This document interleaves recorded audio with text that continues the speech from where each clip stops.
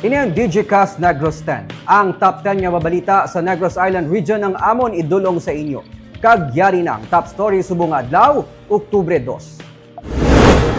IRR para sa NIR, ginpermahan na ni Governor Lacson. Pinakauna nga kandidato sa pagkagobernador, nag-file sang COC. Penro, nagmando na sa pagkakasgilion sa mga pinta sa bato sa suba sa isa ka resort sa Minuyan sa Murcia. Porsyon sang duta sa Barangay Bunga sa Banwa sang Don Salvador Benedicto natiphag bangod sa pag-inulan. Kag sa good vibes, mga maskara ginadisplay na sa dalan, mga kiosko ginpangtukod na sa Bacolod Public Plaza. Initanan sa DigiCast Negros 10.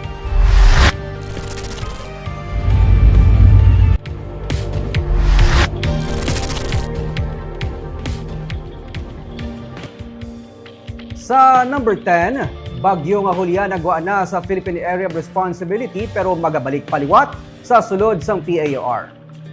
As of 10 a.m., ang bagyo nga si Julian ang yara sa 265 km west-northwest ng Itbayat, Batanes sa gwa sang PAR nga may kabaskugon nga 165 km per hour kag pagpangmadlos nga 200 km per hour.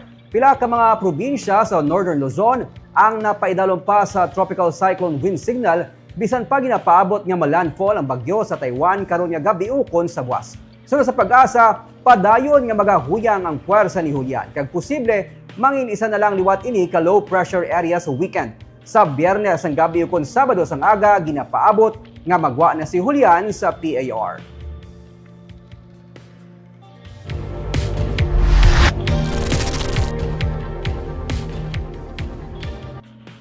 Sa number 9, porsyon sanduta sa may Barangay Bunga sa Banwa sang Don Salvador Benedicto ang natiphag bangod sang pag-inulan.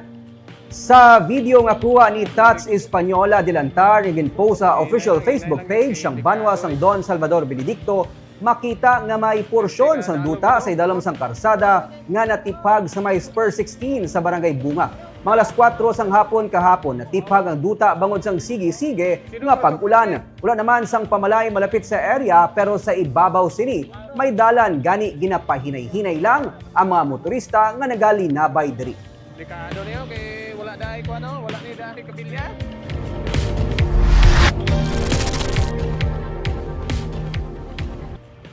Sa number 8, mga windows ka glass door pati na pipelines ang tubig sa likod sa Bacolod City Government Center nagkalabuka sang ginpatuman ang demolition para sa ginatukod nga legislative building.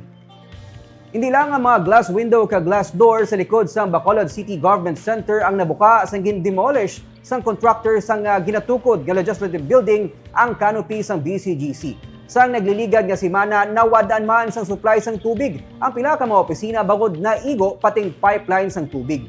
Ginsiling ni Project in Charge Architect Jaris Incabo, ginpakaayo na sang contractor ang mga damages. Ginpasiradaan kag gintabunan naman sang City Engineer's Office ang likod sang BCGC agud mapasiguro nga mapaiway ang kasubo nga insidente samtang nagapadayon ang demolisyon para sa construction sang legislative building tubtob Disyembre. Sandig sa assessment sang City Engineer's Office, may 70% na ang construction sang structural design sang ginakabig legacy project sang Benitez administration.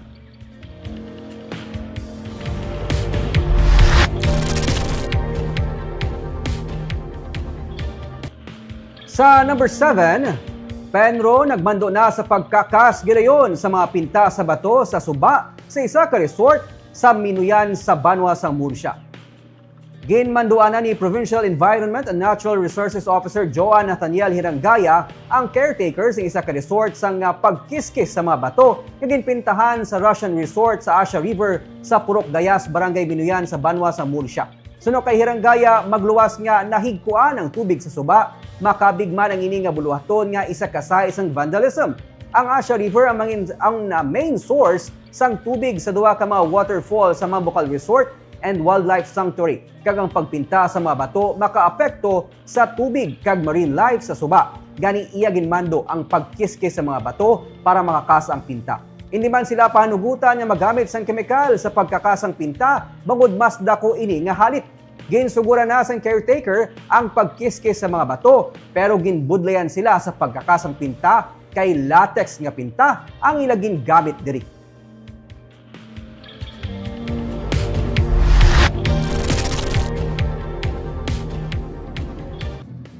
Sa number 6, tuyo nga pagkawat sang bag sa sulod sang salakyan nakuhaan sang CCTV video. Makita sa sining CCTV footage ang isa ka pickup na nagaparking sa gwa sang isa ka apartment sa may Gatoslao Street sa Barangay 15 sa Bacolod. May lalaki na nagasakay sa motorsiklo nga nagparking sa tupad sang salakyan. Nagpanilag anay ang lalaki sa palibot. Dugay-dugay, may ginakuot na siya sa iyang bag kag ginsugura na kuti ang bintana sang salakyan. Sunod sa tag-iya sang salakyan, may nabilin nga bag sa sulod pero wala sang unod. Ini ang nakakuha sang atensyon sang kawatan nga nagapensar nga may unod ang bag. Nadeparahan sang gwardiya ang among lalaki. Gani naghingagaw ini palagyo. Wala siya sang may nakuha pero nabuka niya ang bintana. Luyag sang tag-iya sang salakyan nga ipakigbahi na natabo sa iya para malikawan ang pagbilin sang bag bisan wala pa sang unod kay mainit ini sa mata sang kawatan.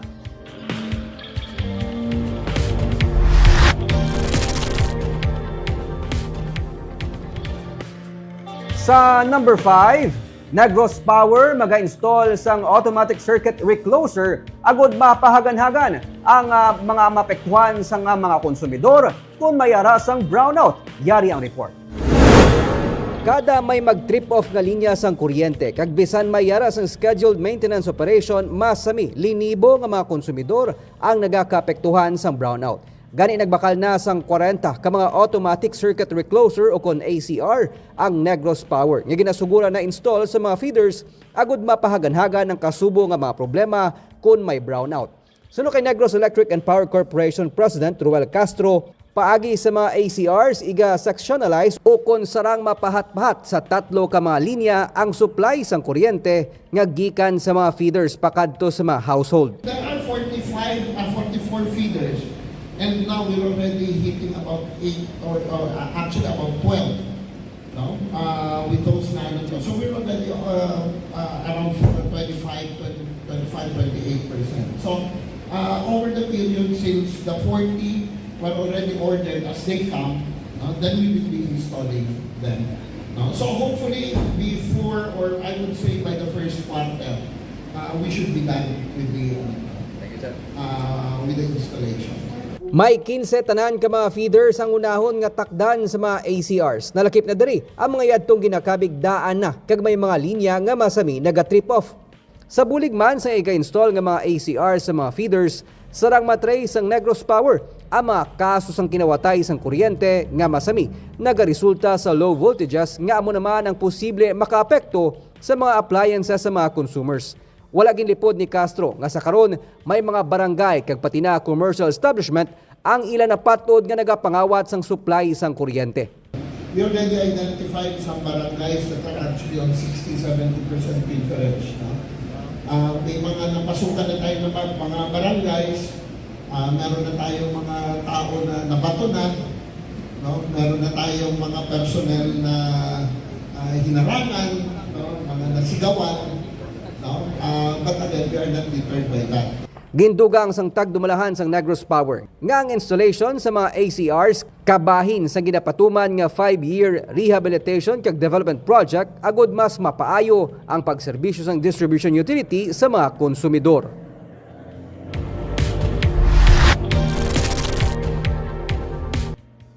Sa number 4, ang City Legal Office ng Sagay City ang sakaron naghahanda na sang affidavit of complaint batok sa City Treasurer angot sa wala marilis nga 7.3 million pesos nga health emergency allowance.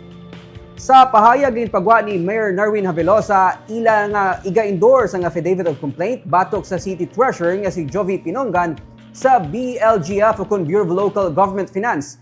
Kay yara sa idalom sa jurisdiction sang BLGF ang Treasurer ang kaso nga refer nila para sa appropriate action. Ang BGLF ang mag-oversee sang proceedings kag magapasiguro sang isa ka patas kag transparent ka resolution sang kaso. Ang legal office ang nagapatuman sang exhaustive investigation. Gani nagakinahanglan sang panahon para man mapatod ang natabo kag ang mga impormasyon kag datos. Ginahulat man ang COA representative para magsaksi sa pagbukas ng vault na nakaselyo bilang kabahin sa audit procedure.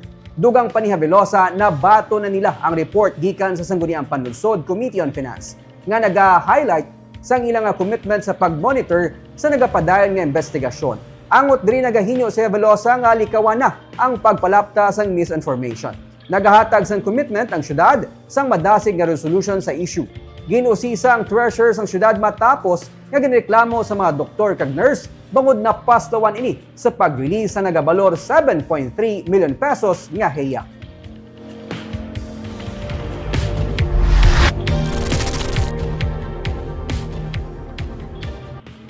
Sa number 3, Anay Siman nag-file sang Certificate of Candidacy sa pagka-kongresista sa Bacolod. Ginkulang sa requirement si Romy Gustilo sang nagpadulong ini kahapon sa Comelec Bacolod para mag-file sang Certificate of Candidacy. Pero kaina natigan nyo na nga na-file ang iyang COC para sa liwat nga pagpapili sa congressional election sa Bacolod. Ang masolusyonan ang kaso sang korupsyon, madata nga illegal drug trade kag mga kaso sang pagpamatay ang luyag niya nga tagaan atensyon. As of press time, Sanday Gustilo kag Anay Mayor Evelio Bing Lanadia nga magapapili kongresista amo pa lang ang naka-file sa ilang mga COC humaling kahapon. Si Anay Diwa Party List Representative Pete Pico ang nagpadulong man kaina sa Comelec para makakuha sang kopya sang forms sa tuyo nga mag-file sa COC para makapapili sa pagkakonsehal. Tubtob sa Oktubre 8 ang deadline sang filing sang COC para sa 2025 elections.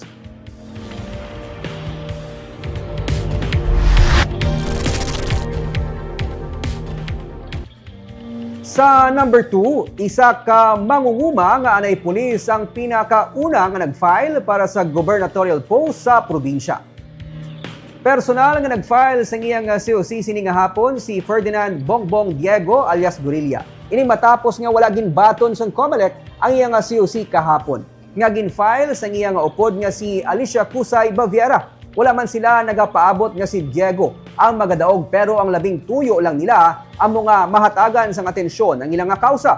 Suno kay Diego ang kahimtangan sang ilang mga kaupod nga ila ginasiling ginkuhaan sang duta bangod ginkuha ini sang gobyerno kagin award sa mga manggaranon ang luyag nila nga matagaan sang igtalupangod. Magluwas nga obdanay sila ni Baviera sa grupo sa mga mangunguma, isa man sila kasimbahan pagtulunan sa Diyos Amahan.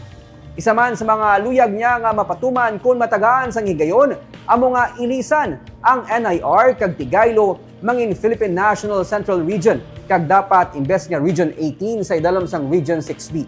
Luyag niya man nga may international port ang probinsya. Kung nga anangin alias Gorilla siya, luyag nila nga mapamatudan nga tigayon pa sila nga makahambal para sa ila kaugalingon apisar nga ginakabig sila nga daw hindi tawo. Damo sang tao bilang na-deprive ang ilang opportunity nga panag-iyan ng duta kag nagapangabay kami sa opisyal, local, even provincial level. Wala gid sang mga leader nga nagatindog para sa kausa namon man. So ini nga decision na come up namon sa grupo para lang to call the attention of our provincial leaders. Base pa lang kung talupang doon man bala nila kami ang amon nga mga opponent dira sa kausa namon.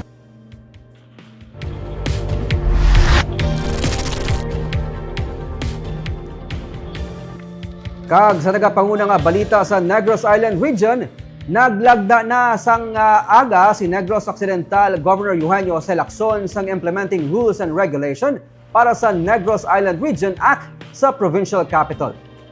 Si Lacson ang isa sa mga signatories sang NIR-IRR upod ang gobernador sang Negros Oriental na si Manuel Chaco Sagarbaria kag sang sikihor nga si Jake Vincent Villa. Tanan nga representative sa mga distrito sa bilog nga NIR, Bacolod Mayor Albi Benitez bilang alkalde sang highly urbanized city kag mga tiglawas ng Department of Budget and Management, National Economic Authority kag Department of the Interior and Local Government.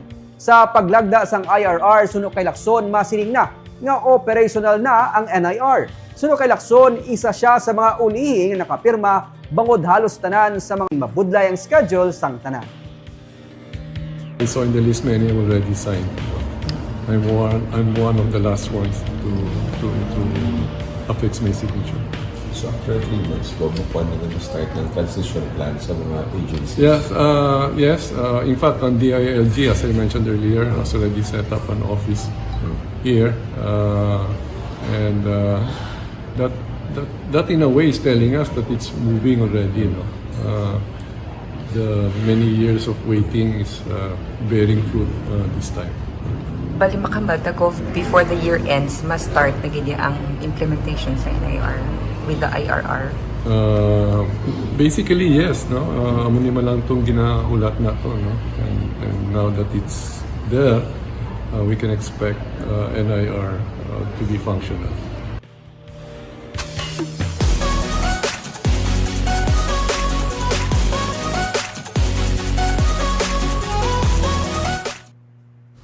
Kag sa good vibes, may mga maskara na nga ginabaligya sa dalanon sang Bacolod. Mga kiosko sa plaza ginaamat-amata na patukod. Yari ang report. Hindi lang mga ref magnet kag mga mascara festival souvenir items ang amat-amat nga makita sa palibot sa Bacolod Public Plaza. Layo pa lang masiplatan mo naman ang giant mask nga isa sa mga mabakal nga produkto ni Rodolfo Edem sa corner sa Dalan San Juan, Gonzaga. Ang mga giant mask ang nagabalor sang 2,500. Bagay nga pang design sa mga hotel kag restaurant. Di ka kahapon pala nakabilog na baligya mo, mamangkot kasi mo. Di na lang sa aga, nabuhi man ako. Ano buhinan na? Malita mo tayo, bahit sa kutangan. Ayhan makadako-dako subong ang ganarta. Ang alin sa unan daw, okay man daw. Bayo mong kwan daw, ay mga bayan daw na tuwig ang utang daw. May 25 na katuig nga nagabaligya sang mascara item si Edem kag inina ang iya naging pamaagi para mapatapos sa eskwela ang duwa sa iya mga kabataan. Ginapaabot niya nga sa sining nga Oktubre, mas makabenta siya sa mga produkto nga iya ginutihan sa pag-obra. Ang iya mga obra ang himo sa mga ginpudpud nga shells, tukiba sang itlog kag botelya. Tungod sa nagasaka nga presyo sa materials, nagsaka ang presyo sang regular mask nga sadtuanay mabakal sa tag 800 pesos pero karon nagahamboy na sa tag 1,200 pesos.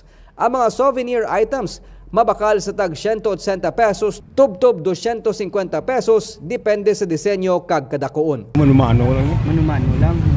Kung subong to kadagko na tayaw, mga imo nga mga maskara nagligad. Do sakto na. Ito akon mo, gagmay kay... Yung damo naman ang kompetensya, lain naman yung design eh. Kadlagko naman ako eh. Alin sa una daw, naradang kami sa kwan, siya lain matag mo, madula mo lang tusang obra nga mo nila. Sa kilid lang sang San Juan Street, ang Bacolod Showroom nga ginadagsa sa mga turista. Diri mabakal ang mga mascara festival shirts sa tag 185 pesos hasta 500 pesos depende sa tela kag disenyo. Humalin kahapon, ginasugura naman ang pagtukod sa mga kiosko nga ginapaabot mag-ooperate sa palibot sa Bacolod Public Plaza sa pagbukas sa Mascara Festival 2024 sa Oktubre 11. Of course, antes kita magtakop no sa liwat, nagtamyaw kita sa mga yung hapon sa aton yung mga live viewers, mga top 3 naton si RH Tata, si Kitty Katkat, subong man kay Ma'am Gloria Bantigue, si Gerald Istardo, Lindol Sunyo, Antoinette Tarazona, Jewel Divine Grace. May mga viewers man kita sa YouTube no, si Sir Rogie Enriquez kag si Sir Antonio Argente. Kagamuyad tong top 10 stories of the day, tubtubwas, ako si Nico Dalfin.